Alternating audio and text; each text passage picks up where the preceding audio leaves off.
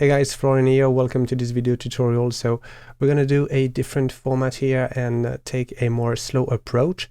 I'm going to show you how I painted those stylized clouds based on this photograph by one of my friends. Since many of you requested more real-time approach, I thought that it could be a good time to try it out. However, since the video is going to be very long, I'm going to put down some chapters in the timeline below so you can move around in order to find the information that you're interested in. Okay, so let's jump right in it and start by analyzing the original photograph. And the goal of the exercise is going to be to stylize what we see. So the first thing is to define what stylized means. And in my case for this painting, it meant to exaggerate things, idealize things, and simplify, of course. Depending on the kind of projects you will work on, you will have different guidelines on shapes, rendering, and whatnot to follow. But here we can do whatever we want, so I decided to create my own guideline, and so can you. Alright, so one of the things you can do to start out this kind of exercise is to directly draw on top of the photograph. Personally, I don't do that because with experience you'll find out that it's not really necessary, but it can be a good idea to create a new layer and start tracing on top some bold shapes in order to give you an idea of the construction and how you're going to separate things. So it could be very helpful depending on how you feel about this kind of stylization. But personally, I'm going to do that during the sketching phase, so it's not really very useful for me, but especially if you're still struggling with construction and perspective, it can be a good idea to start out by this little exercise. Okay, so now we can begin the painting. And the original photographer did already a lot of the job, so we don't have to think too much about the composition, colors and values, since a lot has been already solved out for us. So the format of the canvas is going to be 2700 by 2066 pixels, something like that. It's completely random. Honestly, I don't really mind it too much. Just try to work on large resolutions, so brushes work fine. You can zoom in without having too much artifacts and showcase your work properly on your portfolio. Otherwise, if you paint with canvas below like 1000 pixels, it can be quite messy, and I don't recommend that. So I like to begin by filling the canvas with a dominant color, of course, and the next step is going to be to define the horizon line. So the horizon line is basically the eye level of the viewer, and this is the main line where all the vanishing points will be placed on. Effectively, clouds can be dumbed down to big boxes or big potatoes in the sky, meaning they are 3D shapes, so you can put them in perspective, just like we do like with some crates in an environment. So the simplest fundamental to create a 3D space would be to put down an horizon line, a couple of vanishing points, and be able to draw boxes in this space. You can then proceed to complexify the shape. Of course, here we're going to bypass this step and work directly on the stylization, but I'm still going to keep in mind the fundamentals of perspective while doing so. So the horizon line is supposed to be straight, but right away I'm thinking about exaggerating things and showing the curvature of the earth by bending the horizon line a little bit. So now, instead of having a simple gradient, I like to paint the sky with soft brushes and try to recreate it myself, just to have a little bit more of an organic feel in the painting. And then I'm gonna also put down a couple of brush strokes to paint the clouds in the back, just to give me a sense of direction, scale, before putting down the main cloud.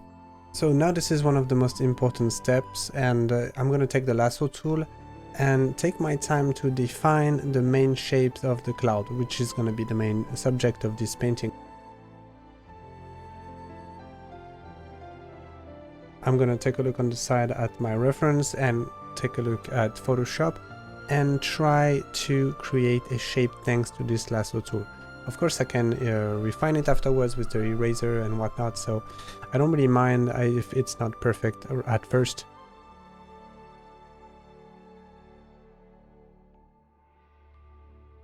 So I can just fill it in on another layer without backspace and play around with the hue saturation option. Press Ctrl U on PC and Command U on Mac, I guess. This helps me find a dominant tint for this shape. And right away I'm trying out how I could blur out some of the edges by using the smudge tool, just to give me an idea on how it could look like. But once again, this is just like the sketching phase at this point, so I'm just figuring things out. So I sketch out some of the other clouds inside the main shapes by using softer brushes, and I'm looking for the darker tone that I can see in the photograph. So with a combination of soft brushes and smudges, I can create some dynamism in the colors. I really like to do that since I found a dominant color earlier on, but now I just want to expand upon it. Also, you might notice that I work in colors directly. Yeah, I hope you noticed that. I'm eyeballing what I'm seeing from the reference. If you're doing studies like this, I strongly suggest to not work in black and white in a hope to put in colors afterwards. Because I think that trying to understand the colors you see is super relevant. This is a great exercise. Even if you don't get them down right away, it's just awesome to try and do that. And you can even compare afterwards what were your choices compared to what was really on the photograph.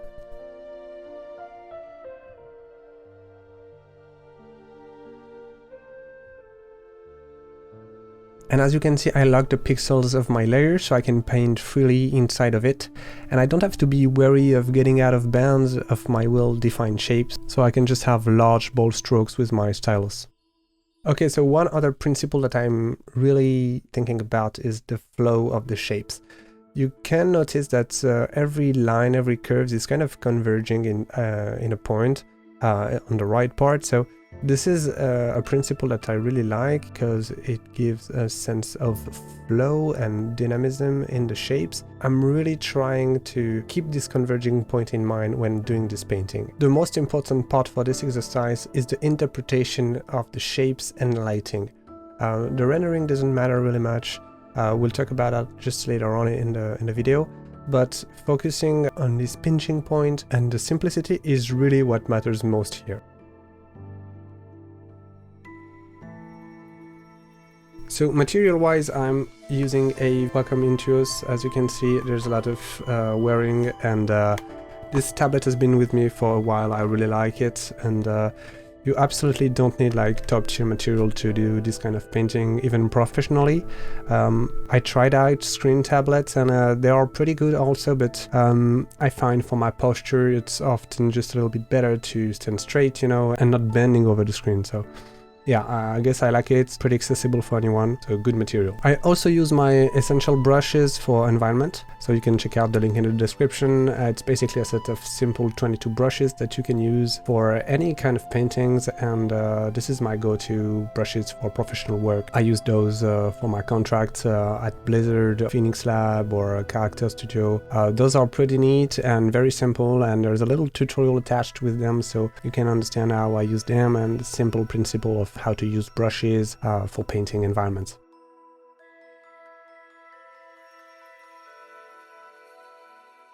Making decisions of which detail you're gonna keep and which you're gonna skip is also like a matter of, artistic exercise. So you have to make those choices yourself in order to find good rhythm in your painting and a really coherent bunch of shapes that fit well together. Now, I found out that when you're an art student or when you're a junior artist, you sometimes don't focus enough at all on good shapes. Especially if you're interested in stylized art, this is like the most important subject, not the rendering or the lighting or whatever.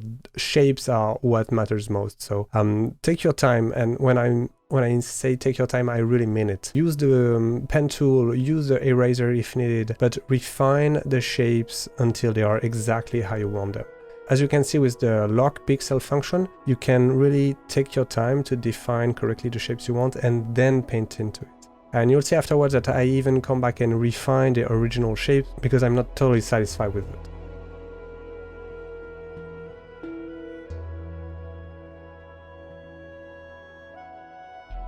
So also I'll keep repeating it, but this is such an important notion.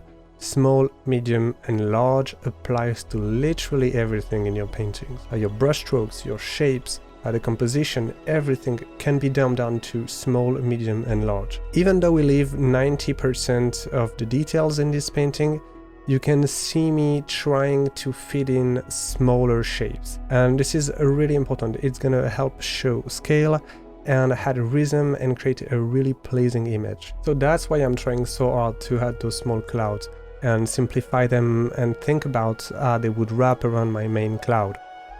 So don't leave this to chance. This is really important, small, medium and large, and this applies to everything.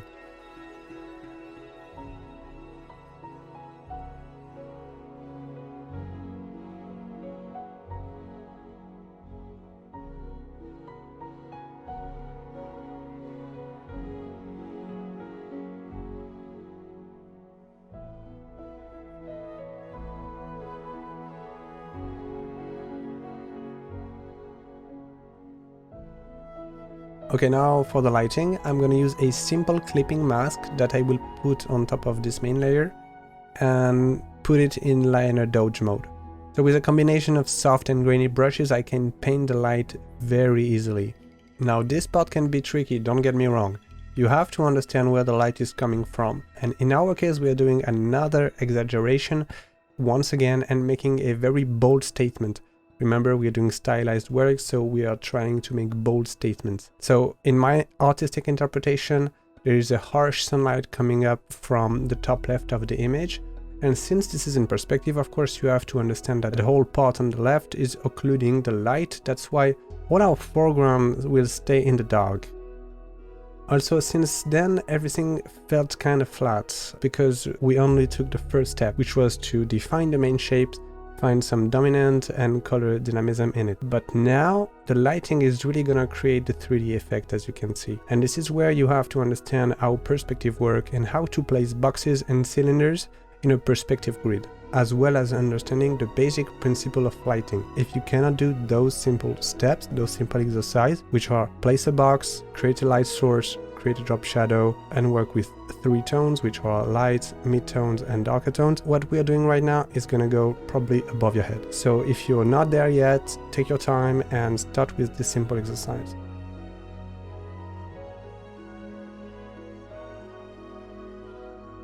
Now, I can proceed on the smaller clouds also, as you can see, and create another liner dodge layer to create the same effect on them. And it's time to refine the shape again, just like I said, and this time I'm using the pen tool to get a great curve for that second part of the cloud. Then I can press right click and choose make selection to transform the path into a selection so I can paint in it. I want to show some of the light passing through the clouds and try to detach another shape, and also contribute to the overall flow of curves converging to that one point. Now I'm simply adding a little bit more 3D volumes to those clouds, so kind of painting a backlight, and I'm working on the transparency of the cloud. So with the soft brush, I'm gonna paint a more bluish tone in the back in order to give a little bit more of that 3D feeling and that fluffy property that some of the clouds have.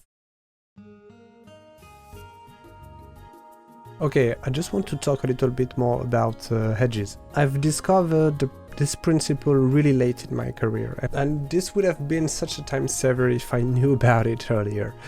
You see, when you understand that shapes matter a lot, and then you understand all the fundamentals of lighting and construction, you feel like you have understand a lot of the things, and now you have to get to rendering.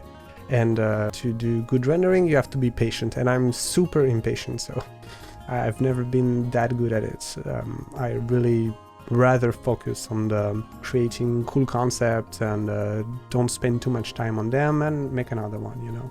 But at some point you still have to render enough in order to show your clients or your art directors what you're working on and create beautiful paintings, you know, especially if you want to be an environment concept artist. So edges is a lifesaver because kind of fake out a good rendering, if I want to say, because yeah, the surfaces are really important and how you're gonna define the materials are really important, but the edges actually give a really good finished state to a painting without too much effort. So just like small, medium and large, there are 3 core principles for brushes, which are hard edges, soft edges and lost edges. So I'm using this exact principle in this painting, and you can see around the clouds that all 3 kind of edges are present. So the hard edges are going to be used especially to define the overall silhouette. The soft edges are used for anything in between, and the lost edges are simply like shapes that are merged together. So if you use this method, you're gonna gain a lot of time on rendering and get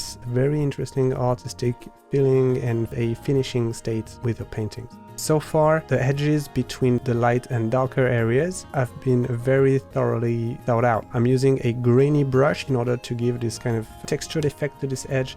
And this is an awesome way if you are struggling with rendering. Focusing on edge will help tremendously, so I recommend to be very mindful of this artistic principle also.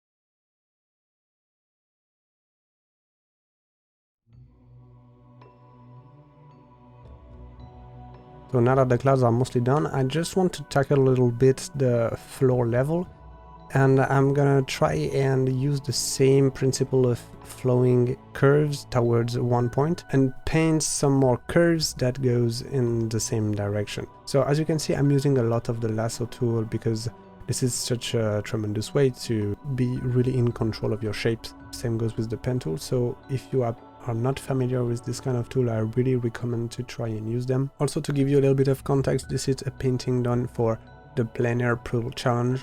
This was done in around 1 hour and 20 minutes. The principle of the challenge is to create one painting every day for 30 days.